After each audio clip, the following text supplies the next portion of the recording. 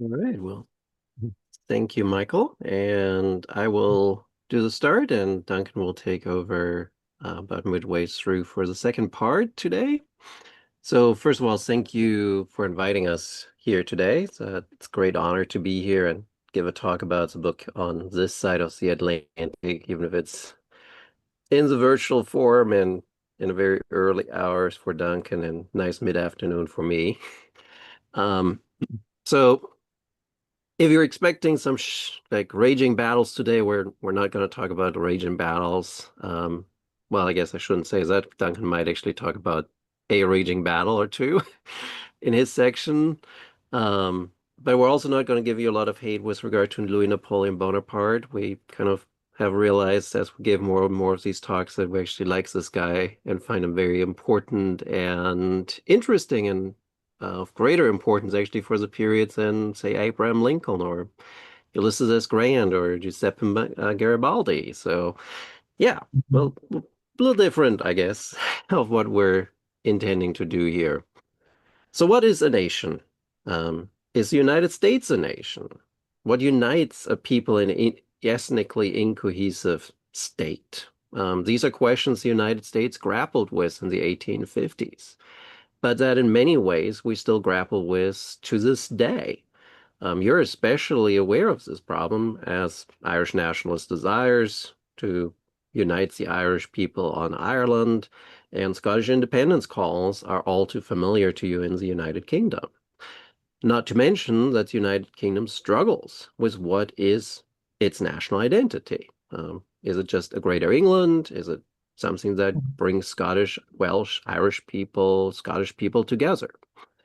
The American Civil War offers a unique, quite staggering range of comparative and transnational avenues to investigate. As Carl Degler pointed out in the 1990s, while often studied and explored in almost total isolation from the rest of the world, the Civil War was in fact one of many conflicts for national unification, secession, and independence that took place around the world from the 1840s to the 1880s. Many of the war's key issues, including nationalism, slavery and emancipation, and the development of the liberal nation state, not to mention industrialization's impact on warfare, were replicated abroad. The same is true of issues such as the role of religion, realpolitik, to say nothing of memory. Our book explores these issues from a transnational and comparative perspective. Time does not permit us to explore even in brief all the parts of the book, considering the press didn't even want us to put pictures based on the lengths. We'll just give you two specific examples. I will start with the democratization and representative government section, which I think are very contemporary issues that are worth talking about. And then Duncan will look at imperialism a little bit, both with an eye towards nationalism, of course. At the time of the Civil War, the United States was an unfinished nation. American nationalism, insofar as it existed, was largely confined to the North. In this respect, the United States resembled other nations that were struggling to establish themselves, including the United Kingdom, Italy, Germany, Brazil, and Canada. Countering these unified national programs were secessionist movements, containing, for example, Hungary, Ireland, Poland, and then the Southern rebels. Compounding those contests over unification and secession was the ideology of liberalism, which, like nationalism, underwent serious reconfigurations during this period. Although the suffrage was gradually expanded for men across the Western world across this period, others were removed from the franchise at the same time. Uh, Now, as people in the United Kingdom, Lord Palmerston is oftentimes seen as a very liberalism promoting individual, especially when it comes in light of the Eastern question and Russia. And this is briefly where I want to kind of start, because Obviously, Palmerston did not engage in the Crimean War to advance a liberal agenda or fight Russia because of its anti-liberal ideals. Nevertheless, the Crimean War had a major impact on Great Britain that touched on all aspects of the book from religion to memory, just to give two examples. However, as we argue, the Crimean War, besides the Civil War and the Wars of German Unification, was part of a series of modernizing conflicts.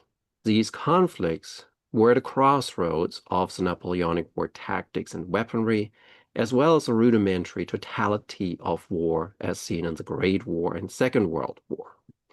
Trench warfare altered the balance on the battlefield, whereas the use of the telegraph allowed home audiences to almost instantaneously follow the progress of the armies and ironclad batteries showed the future of naval warfare.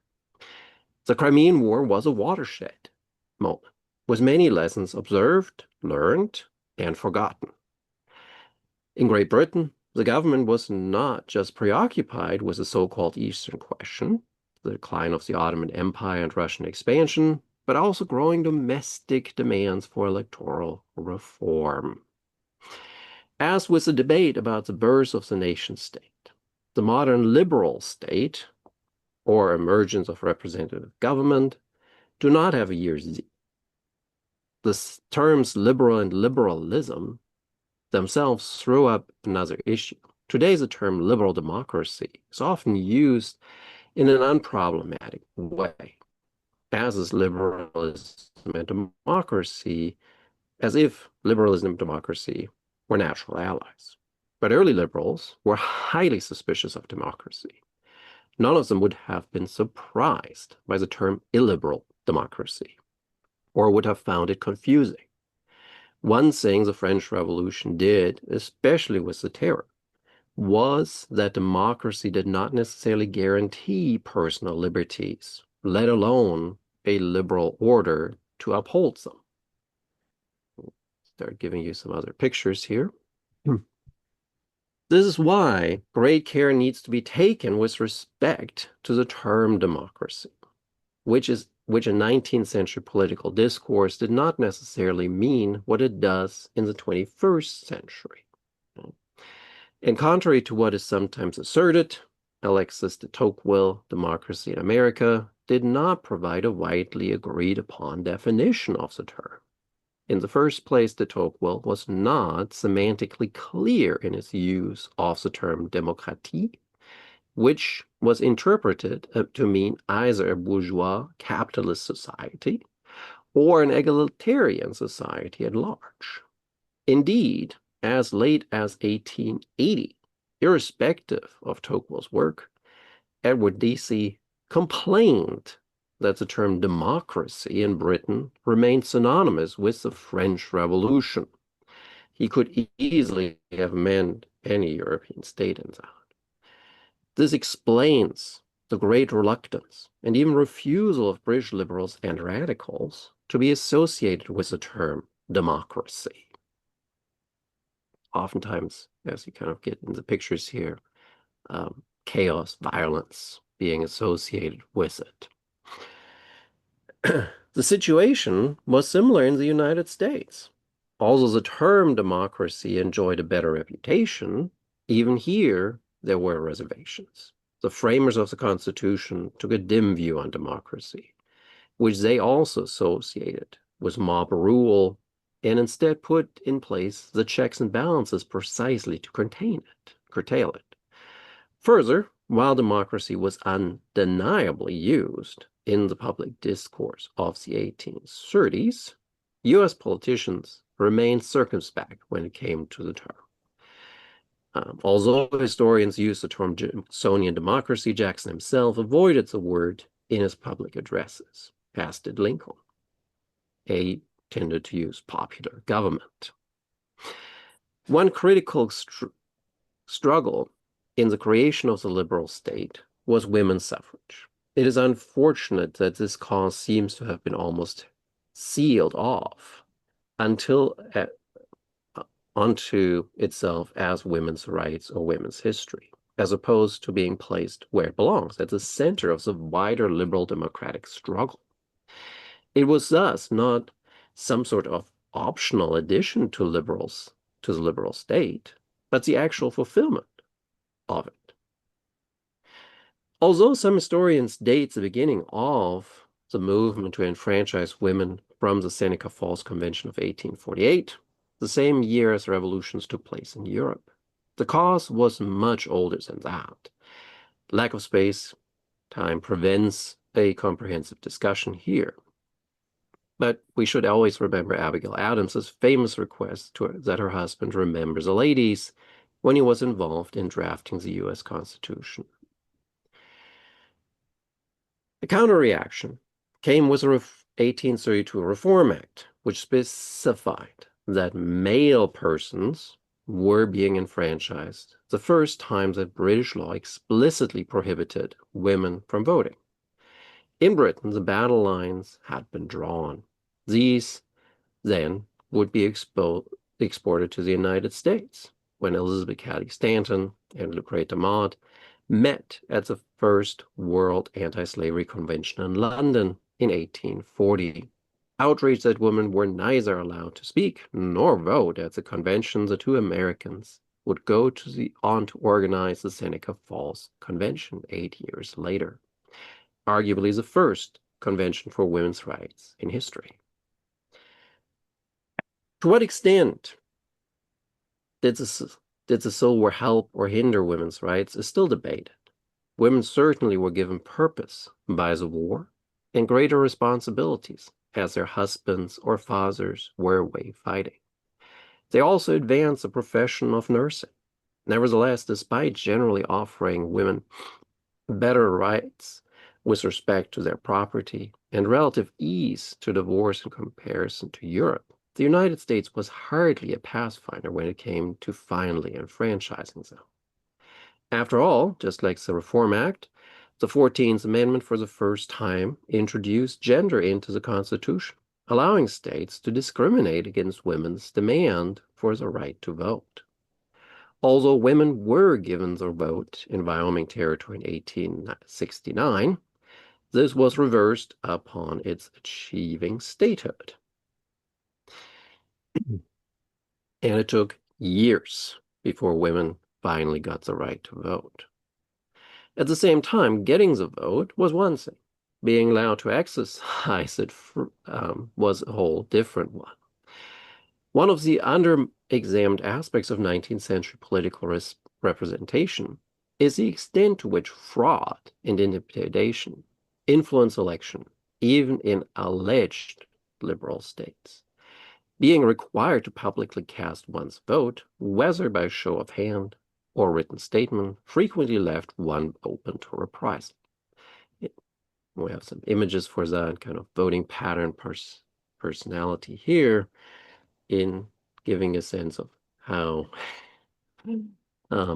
if you do it this way, you could be influenced until the very last minute with regard to vote. Your landlord would know who you voted for, and it could mean that you faced repercussions as a result of that.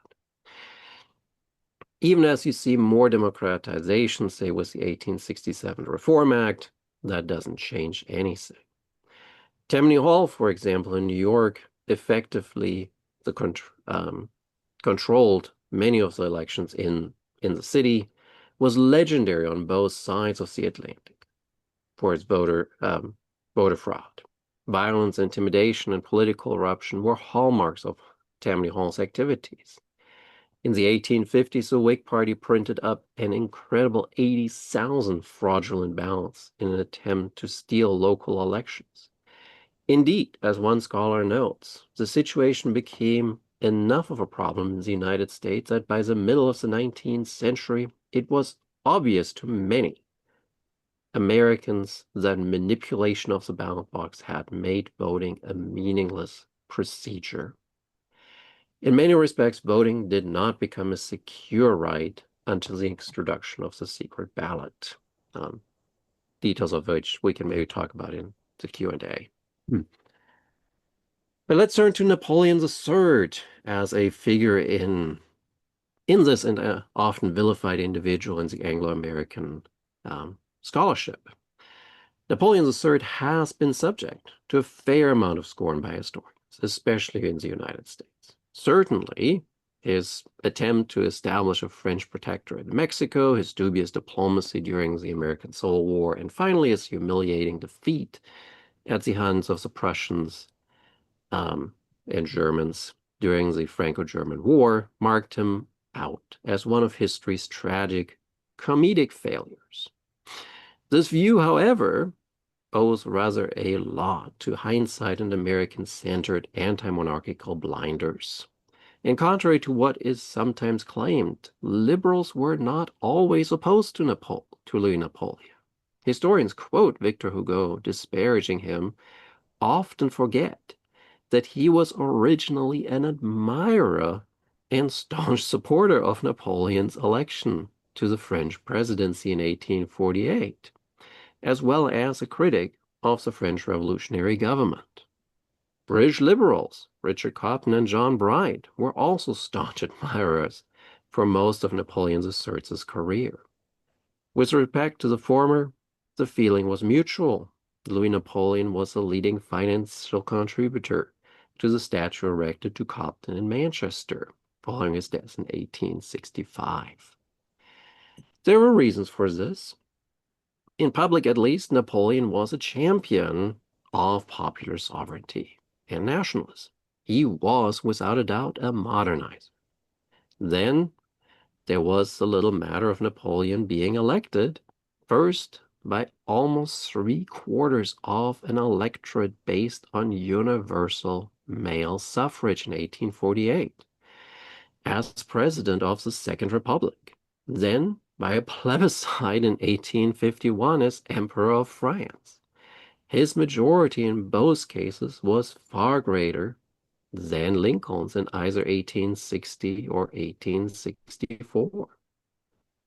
It was at this point, however, that some liberals, such as Hugo and other Republicans, began to turn against him. More would do so in the years following, because of press censorship, imprisonment of political rivals, and so on. Although opponents claimed that his electoral victories as emperor was illegitimate, there remains no reason to believe that.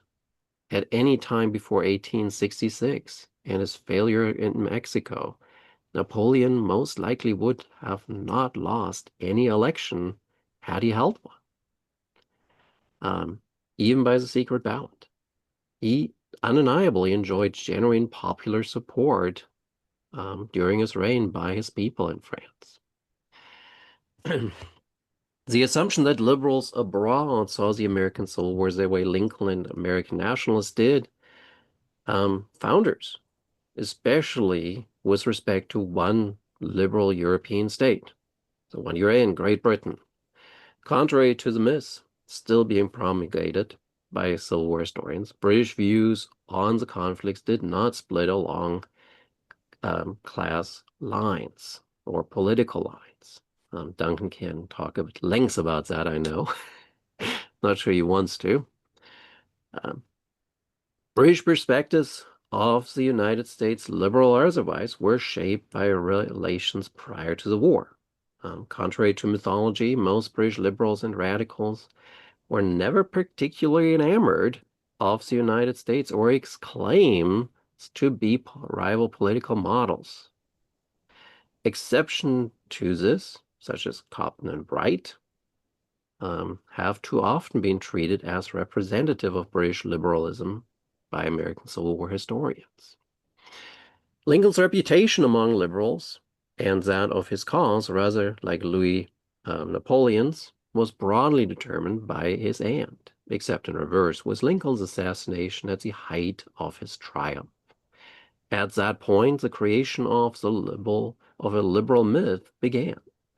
John Stuart Mill in Britain, for example, who had opposed the South solely because of slavery and concurred with fellow liberal John J. Cairns' statement that he did not expect or desire the Union to be preserved during the conflict, changed his tune after the president's murder. Only then did Mill declare that the Civil War was a test of liberal institutions and proceeded to accuse conservatives of supporting the slaveholding South.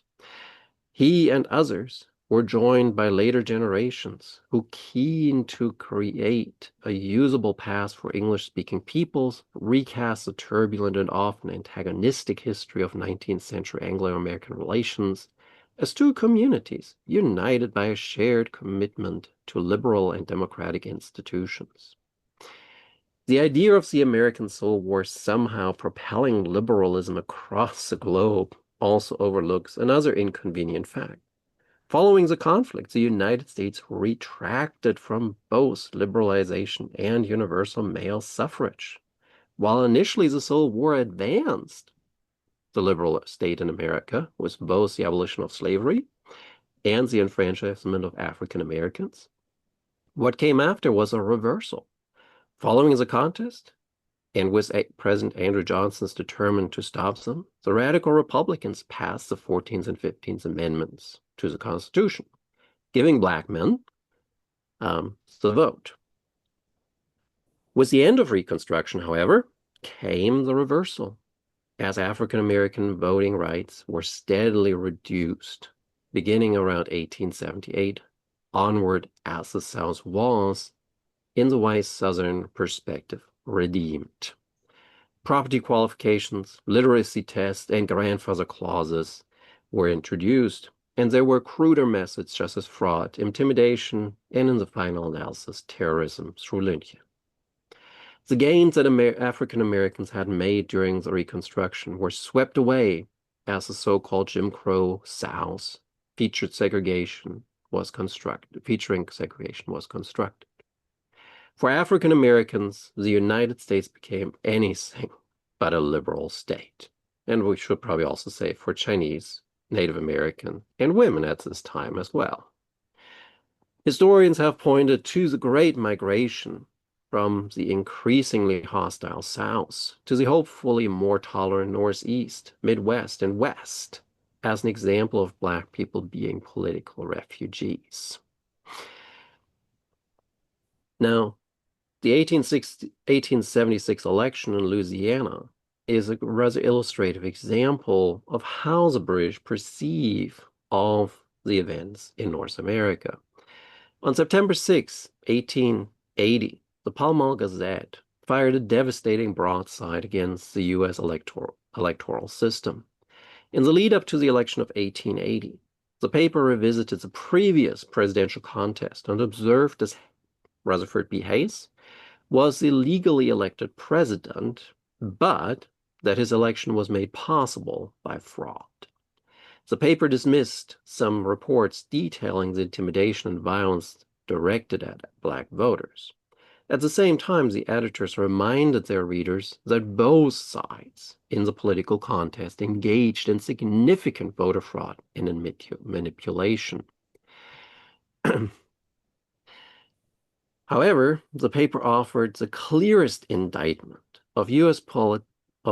political and electoral system when it compared the United States to Napoleon III's France. The paper wondered how democratic the United States truly was.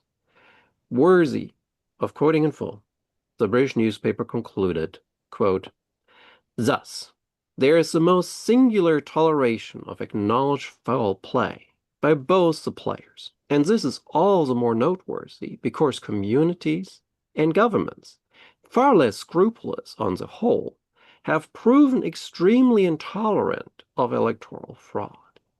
If ever there was a government which might be supposed capable of it, it was that of the Second French Empire.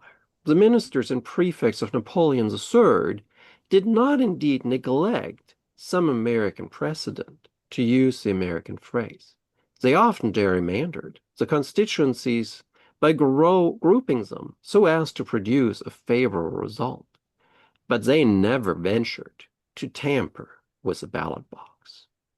In other words, even the often vilified Emperor Napoleon III did not engage in activities done by U.S. politicians, nor did he, as Louisiana politicians in 1876, outright manipulations the vote, outrightly manipulates the vote. How could the United States be an example for democratic elections if it could not respect the voice of the voter? With that, I'm going to hand over to Duncan. Thank you, Niels. I'm switching gears slightly because I'm going to talk a bit about British and American imperialism in the 19th century. And in our book, we talk about imperialism elsewhere, such as in Russia and whatnot, and French and so on. But I think the thing we have to raise is there still remains some resistance to the idea that the United States itself was an imperial project. And the British Foreign Secretary, Lord John Russell's characterization of the Union and the Confederates' respective causes as, quote, the one for empire and the other for independence, end quote, on the 14th of October, 1862, is an argument that has never been entirely rebutted, not even by Charles Sumner's enraged response. As hundreds of thousands of Union and Confederate soldiers slaughtered each other on the battlefields, Native Americans became pawns in the Civil War. Equally, the Civil War witnessed the consolidation of the country's rapid westward expansion. Considering the Civil War had started over the issue of the westward expansion of slavery, the West contributed greatly to the coming of the conflict and witnessed major events in the fighting. The imperial notion of manifest destiny, as embraced during its existence in the late 1840s, early 1850s, called for the expansion of the United States across the North American continent, and even beyond, according to some supporters. Contrary to what is sometimes asserted, the notion of the frontier is not unique to the United States. Many regions around the world experience similar patterns of expansion, usually defended as the advancement of civilization, and displacement or massacre of indigenous peoples, or failing that, linguistic, racial, ethnic, or religious minorities seem to be impeding said process. National literatures of the 19th century reflect this phenomenon. It is difficult to read Leo Tolstoy's novella, Haji Marat, which uses Russia's expansion into the Caucasus as its backdrop, without detecting echoes of James Fenimore Cooper's Leatherstocking Tales. Tolstoy was a fan of James Fenimore Cooper. Cooper himself, meanwhile, was in debt to Sir Walter Scott's novel set in the frontier of the Scottish Highlands. And these are three very different writers utilizing very different locations set in different times. Yet their works mentioned above all concern the question of the frontier and the consequences of cultural and national collisions. In the late 1890s, Frederick Jackson Turner posited his frontier thesis. To Turner, the frontier in North America was not equivalent to the European boundary state line between two states, but a line demarking, quote, the meeting point between savagery and civilization, end quote. For Turner, the frontier provided a constant and frequent revitalization of the nation. By expanding the frontier, the identity of the country grew and matured on a regular basis. According to Turner, quote, the frontier is a line of most rapid and effective Americanization. The wilderness masters the colonist, end quote. Turner's thesis remains controversial to say the least, especially as it essentially glorifies the westward expansion of a racially conscious white civilization, regarding the indigenous peoples as simply an obstacle to progress. More importantly, however, Turner's exceptionalist arguments that the frontier made Americans fundamentally different than Europeans ignores the realities of contemporaneous European expansion, including one very close to the United States, British westward expansion development of present-day Canada, which I'm going to return to in a minute. As it happens, comparisons between 19th century US and British expansionism and the frontier have been made by historians. Indeed, expressions in American and British English refer to this. The American term, quote, Indian country, end quote, is synonymous with the British phrase, quote, bandit country, end quote. Indeed, Turner's foreign contemporaries questioned the originality of his thesis from the beginning. Burton James Bryce, author of The American Commonwealth, believed that Turner had simply borrowed his ideas from German nationalists, essentially replacing the, quote, Teutonic forests, end quote, with North American ones. It was unsurprising, therefore, that Turner's contemporaries had few problems applying the frontier to parts of the globe beyond North America. Of course, the United States had been an expansionist power from the very beginning. As a collection of British colonies, they represented the frontier of a European imperial power, obviously Britain. The War of Independence, meanwhile, was in part initiated by the British government's attempts to slow or even halt further westward expansion into Native American territory via the Royal Proclamation of 1763. After independence, the United States purchased Louisiana Territory, annexed part of Florida, which then belonged to Spain, and even attempted to annex British North America during the War of 1812, the last being one of its few failures. The expansionism directed itself towards Mexican territory, starting in Texas, as propagandists in the United States developed arguments to increase the popularity of the impending conflict. In 1845, John O'Sullivan explained to his readers that, quote, the fulfillment of our manifest destiny to overspread the continent allotted by Providence for the free development of our yearly multiplying millions, end quote. The United States was ordained to expand across the North American continent and accomplish that expansion after the war with Mexico, which raised the specter of the expansion of slavery and eventually caused a civil war. But there were contemporary similarities to the British expansion in their part of North America, present-day Canada, including a people whose situation was not entirely unlike that of the Mexicans and Native Americans both, namely the Métis people. Shortly after the conclusion of the American Civil War and Canadian Confederation, in the Red River Colony, which is now present-day Manitoba, the Métis, a French-speaking people whose origins were part European, mostly French, and part indigenous, were also, like the Mexicans, primarily Catholic, and they were faced with an aggressive Protestant and English-speaking settlers entering into their territory. Indeed, the similarities between their situation and Mexicans in California after the Mexican-American War is obvious. Faced in 1869 with a new hostile English-speaking governor appointed by the newly formed Canadian government, Canadian Confederation only took place in 1867, the new governor, William McDougall, was seen to be totally unfriendly to the Métis, indeed hostile to them. Consequently, the Métis and their leader, Louis Riel, established a provisional government, which blocked McDougall's entry into the colony.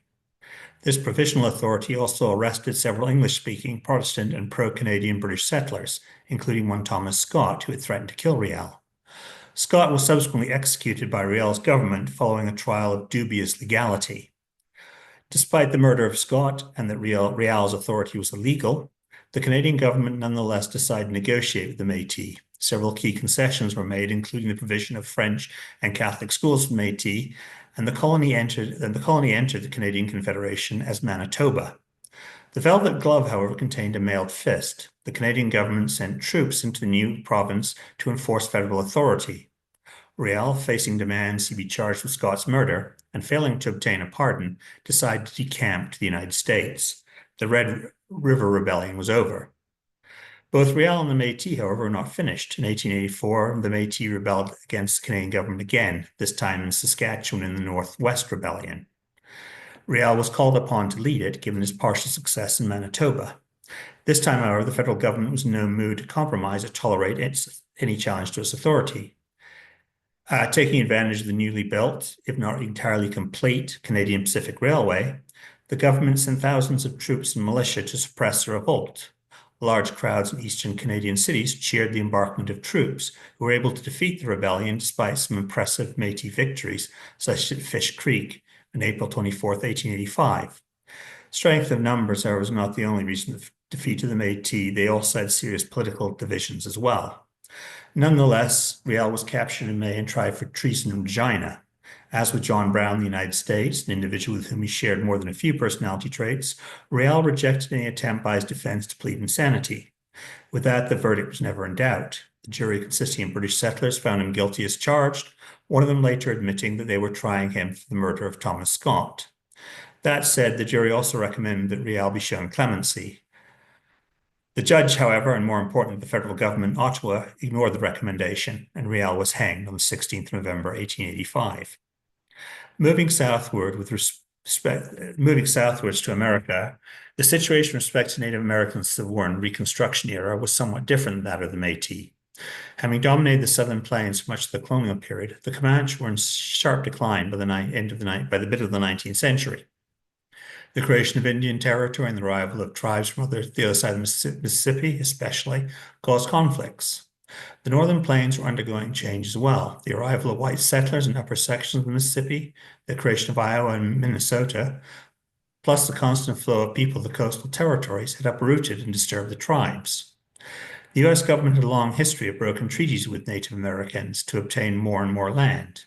In 1851, the Dakota handed over large amounts of land in Minnesota Territory for monetary and material gains promised from the federal government. Compensation and annuity payments were slow or never arrived, increasing the tension between the tribes and the settlers and the government. The continued encroachment of white settlers and the interruption of their native hunting habits increased the Dakotas' animosity. Without food or payment, antagonism by the summer of 1862 reached boiling point. In August, a couple of groups of Dakota rose in rebellion and attacked settlements in the Minnesota River Valley. Just as Robert E. Lee's rebel army moved off the battlefield at Manassas into Maryland for its next showdown with the Army of Potomac at Sharpsburg, the Dakota burned homes and farms, killed settlers, and forced Minnesota volunteers to devote their attention to fighting Native people. Faced with a devastating assault on the frontier, Lincoln had to act. He created a new military department in the Northwest under the command of disgraced General John Pope to oversee the punitive mission against the Dakota.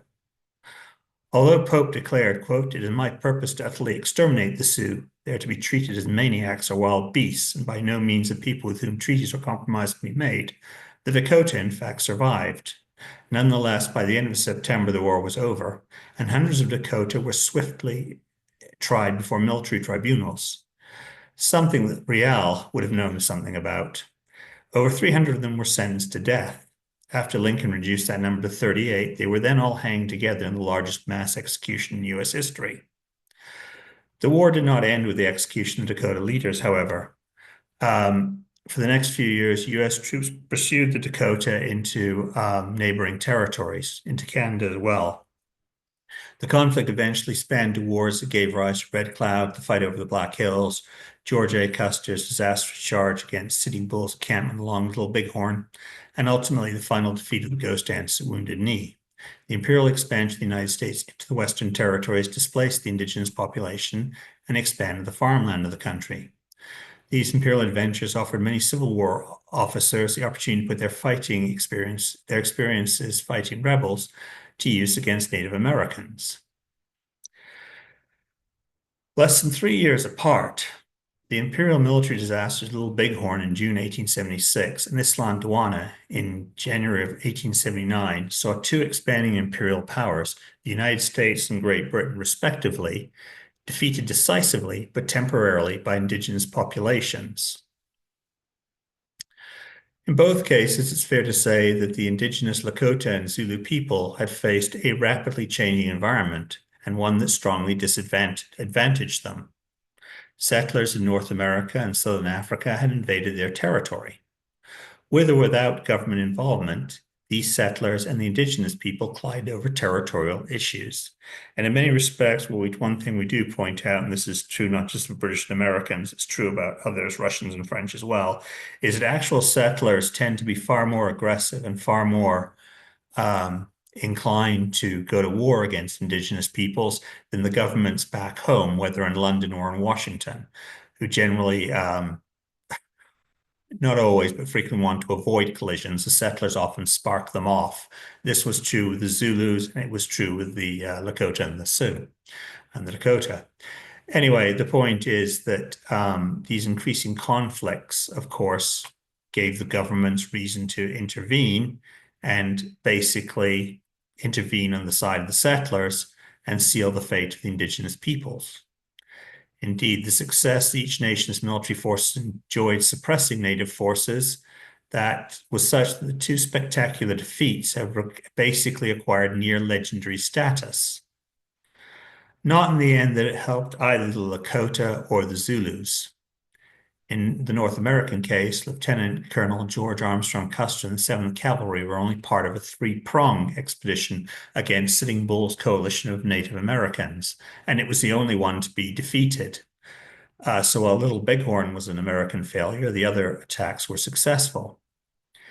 Elsewhere, the Lakota enjoyed far less success and found themselves pursued by the U.S. Army, with units commanded by officers such as George R. Crook, Alfred H. Terry, and Nelson A. Miles, all of whom had distinguished American Civil War careers.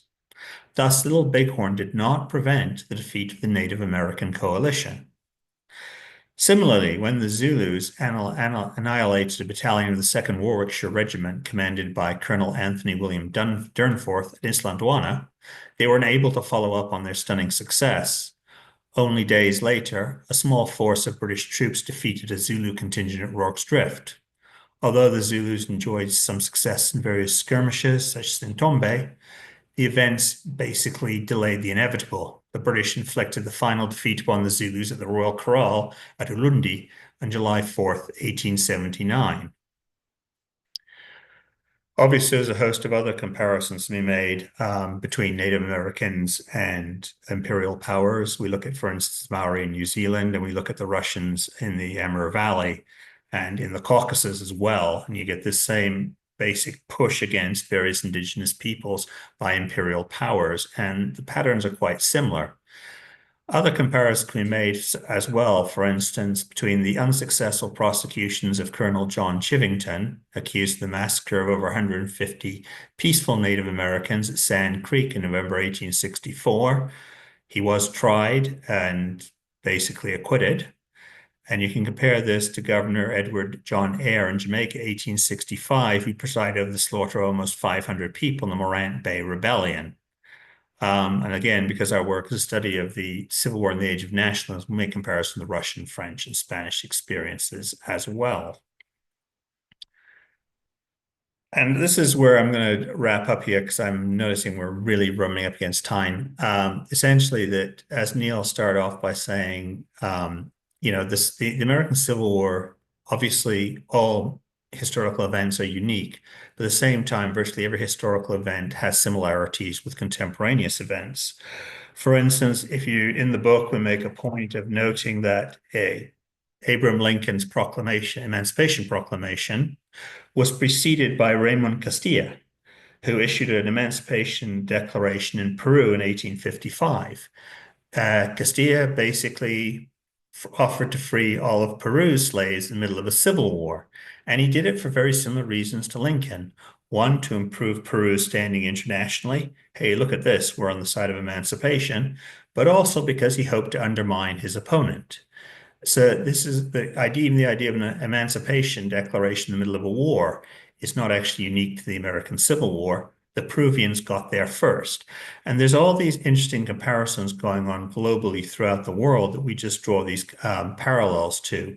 And this is something we talk about. Anyway, the point is, the Civil War was, in fact, one of the many conflicts for national unification, secession, independence took place around the world from the 1840s to the 1880s. Many of the war's key issues, including nationalism, slavery and emancipation, the development of the liberal state, and the impact of industrialization upon warfare, were replicated abroad. The same is true of issues such as the role of religion, realpolitik, and imperialism, which I've just talked about, say nothing of memory, how wars are commemorated and told and retold. The mid-19th century world was a deeply interconnected one, and Americans at the time were well aware of overseas developments and upheavals. Ulysses S. Grant, for instance, approved of Otto von Bismarck's Kulturkampf against the Roman Catholic Church. Grant famously was a former know-nothing and anti-Catholic. Similarly, when Germany unified following the Franco-German War, Grant actually sent a letter congratulating Bismarck on unifying his country in the manner the Americans had done in their Civil War. So even at the time, people were drawing all these parallels, which have often been forgotten. And as I say, the 19th century was a deeply interconnected one. Americans at the time were aware of overseas developments and upheavals. People in Europe were aware of what other countries in Europe were doing, what America was doing, and so on. And they were quite well informed by their newspapers and public discourse. And the Civil War in the Age of Nationalism explores this conflict through a comparative and transnational lens. And looking at the issues discussed above from a global perspective, we get a better idea of how the Civil War fits into this turbulent 19th century world. Thank you.